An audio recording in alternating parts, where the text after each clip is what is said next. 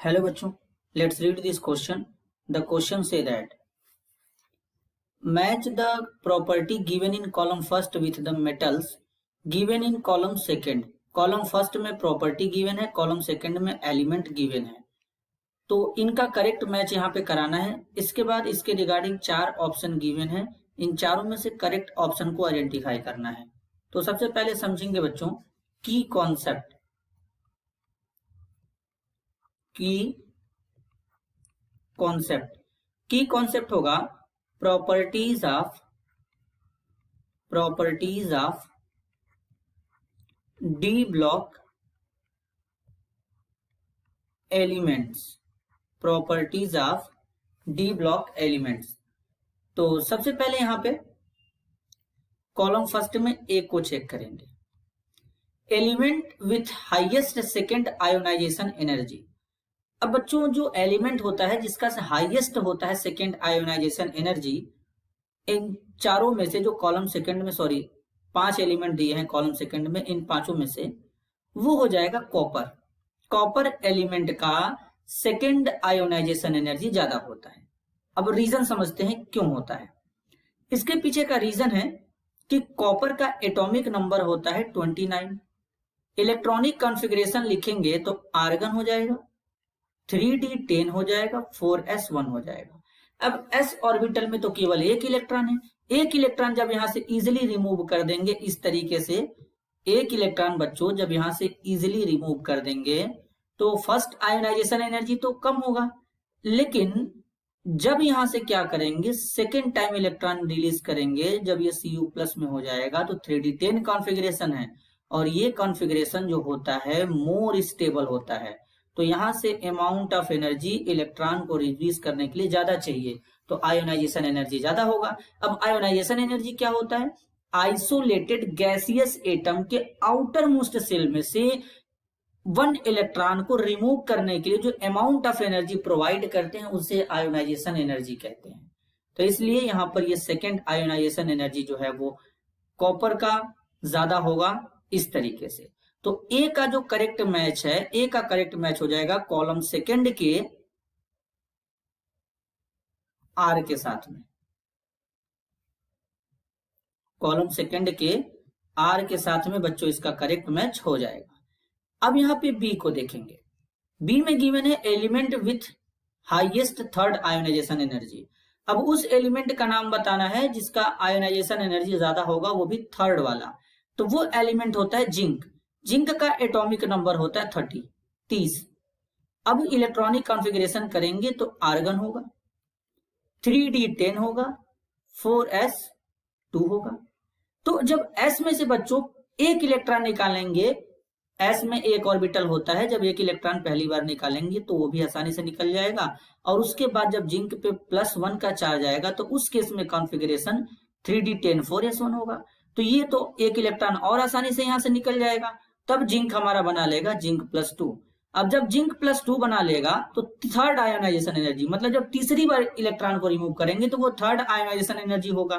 अब यहाँ पे कॉन्फ़िगरेशन इसका हो गया 3d10। अब 3d10 कॉन्फ़िगरेशन होने का मतलब अब ये हो गया मोर स्टेबल। मोर स्टेबल हो गया तो अमाउंट ऑफ एनर्जी यहाँ से इलेक्ट्रॉन रिमूव करने के लिए ज्यादा चाहिए, तो इसलिए जिंक का थर्ड वाला ज्यादा हो जाएगा। तो बेसिकली अगर हम बच्चों बी का करेक्ट मैच देखें तो बी का करेक्ट मैच किसके साथ में होगा, कॉलम सेकंड के एस के साथ में हो जाएगा इस तरीके से। अब अगर बात करें सी की, यहां पर जो सी वाला है M in MCO और यहां पर 6 है इज, तो अब इसमें बताना है कि N कौन सा मेटल होगा। तो M मेटल जो होगा यहाँ पे वो होगा क्रोमियम। क्रोमियम को अगर हम देखें तो इसका एटॉमिक नंबर होता है 26। इलेक्ट्रॉनिक कॉन्फ़िगरेशन यहाँ पे होगा आर्गन, यहां पर इलेक्ट्रॉनिक कॉन्फ़िगरेशन क्या होगा, आर्गन यहां पे लगाएंगे इस तरीके से। फिर इसके बाद हो जाएगा 3d5 4s1। अब इसका जो वैलेंस इलेक्ट्रॉन है वो 6 है। क्या है, 6 इलेक्ट्रॉन है वैलेंस इलेक्ट्रॉन, क्योंकि इसके आउटर मोस्ट सेल में 6 इलेक्ट्रॉन है तो इसका वैलेंस इलेक्ट्रॉन 6 हो जाएगा। तो अगर हम यहाँ पे क्रोमियम रखेंगे तो ये 18 इलेक्ट्रॉन रूल को फॉलो करेगा कुछ इस तरीके से। अब यहाँ पे क्रोमियम को रखते हैं तो क्रोमियम हो जाएगा, अब यहाँ पे CO हो जाएगा, 6 हो जाएगा।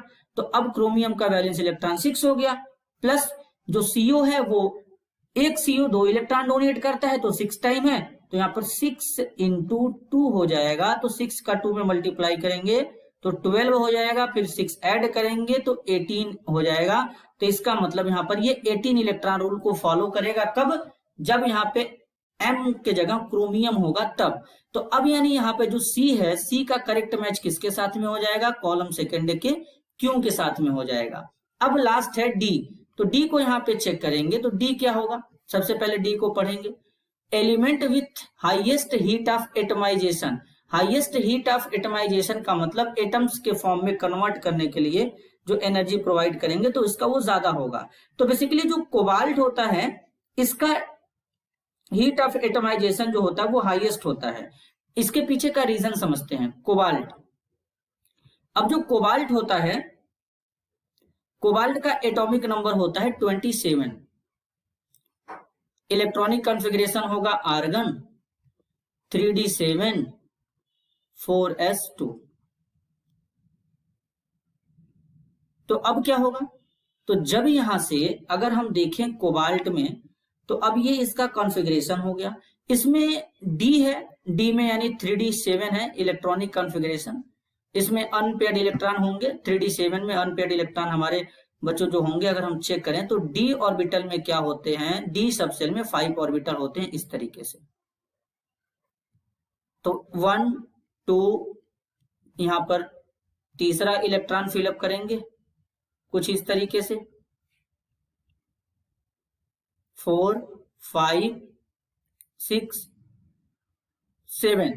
तो इसके पास अनपेयर्ड इलेक्ट्रॉन कितने हैं? 3 है, यानी 3 अनपेयर्ड इलेक्ट्रॉन है। अब अनपेयर्ड इलेक्ट्रॉन ज्यादा है तो इसके अंदर मेटेलिक बॉन्डिंग भी ज्यादा होगा, और जब बॉन्डिंग अच्छा होगा तो उसको ब्रेक करने के लिए यानी एटमाइज करने के लिए एनर्जी ज्यादा चाहिए। तो इसलिए कोबाल्ट का हीट ऑफ एटमाइजेशन ज्यादा होता है। तो बेसिकली अब जो D है वो क्या हो जाएगा? किसके साथ मैच करेगा? D हमारा मैच करेगा P के साथ में, कॉलम सेकेंड के P के साथ में। तो इस तरीके से यहां पर मैच हो जाएगा।